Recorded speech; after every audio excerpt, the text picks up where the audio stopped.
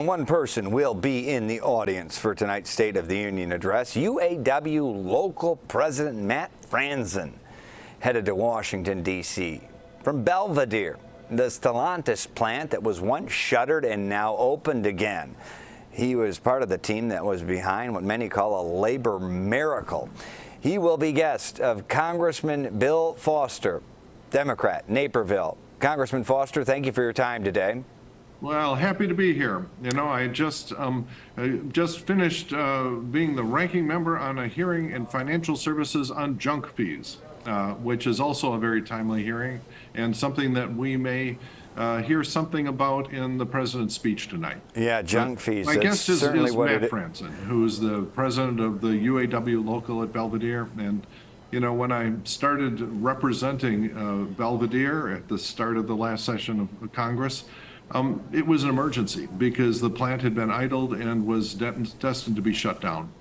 And so this was something that was really an all hands on deck effort. You know, the governor, the local elected officials, the state representatives, the entire congressional delegation just came together.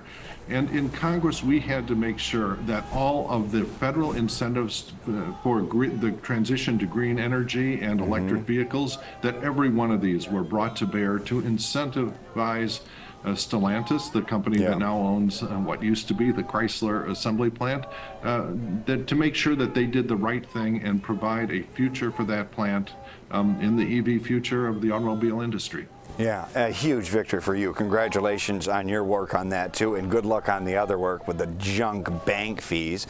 Basically, they're outrageous late fees that just make banks bigger and richer, and they've got a lot of money. So let's go to a quick Q&A with you. Biden has been getting hit hard on all sides lately between his handling of the war between Israel and Hamas, getting funding for Ukraine, and here in America, the border. All are a mess. Biden needs to take a hard stance on each, many say. I'm going to ask you yes or no questions. I know you may have to caveat on, but I'd like yes or no. Briefly, Ukraine, does Biden need to say and firmly state we need to keep funding it? Absolutely, and I'm sure he will.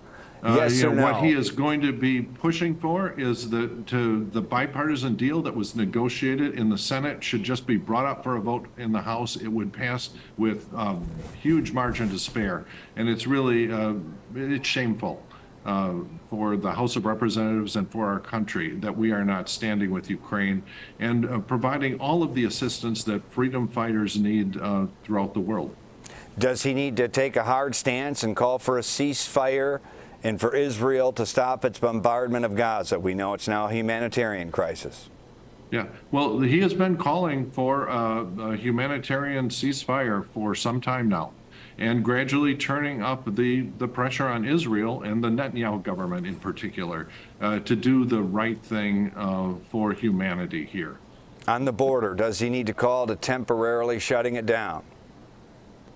I think he's going to have to use all the tools that he has at hand, but we need action out of Congress. And we need action not only for the near-term emergency due to the flood of asylum seekers and the inadequate means that we provided the court system to get them a decision on whether or not they have a shot at asylum or not. And we also have to proceed with comprehensive immigration reform. It's one of the tragedies of the last 15 years. When the Senate passed comprehensive immigration reform back in 2013, we were forbidden to even vote on it, with exactly the same dynamic that's happening today, where the Republican Speaker of the House felt he had a gun to his head by the extreme wing of his caucus and prevented him from doing the right thing for the American people and get comprehensive immigration reform done. Yeah, Congressman, people have been questioning the president's age. A new poll says 6 in 10 Americans doubt his mental capacity. We also know many doubt the mental capacity of Mr. Trump. Some are looking at this election. The purple people in the middle are saying, is this the best we got? What does Mr. Biden have to do quickly, performatively, to prove that he's on the level? Well, I think what people should focus on is look at the achievements of Team Biden. The truth of the matter is, the president is important and in showing leadership, and he's shown great leadership. But the important thing is to put together the team that will deliver for the American public, and Correct. That is what he has done. It's always interesting having you on. You are brilliant. I would imagine you're in the ranks of Mensa, probably one of the smartest people, PhD, physics, etc., math that I never could even comprehend. I want to get your quick take. AI, supercomputing, a new space race we're entering, and a lot of this pitting us versus China. How concerned are you about these things?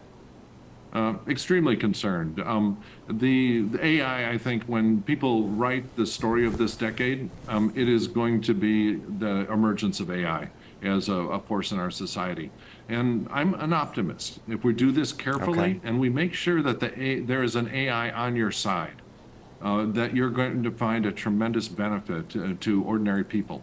The biggest effect, I think, will be the democratization of expertise. That everyone is going to have at his access, at their beck and call, the best financial advisor, the best doctor that's available on earth. It will be very much like this amazing fact that if you're a billionaire, you cannot get a better iPhone.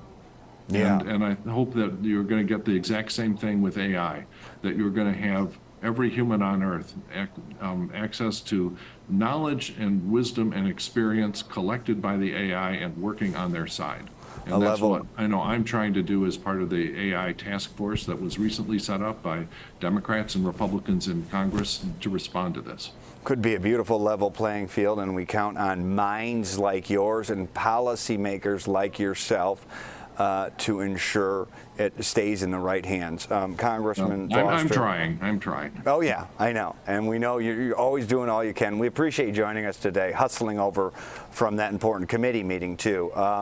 We will look for you tonight, sir. Thank you. All right. Thank you for joining us.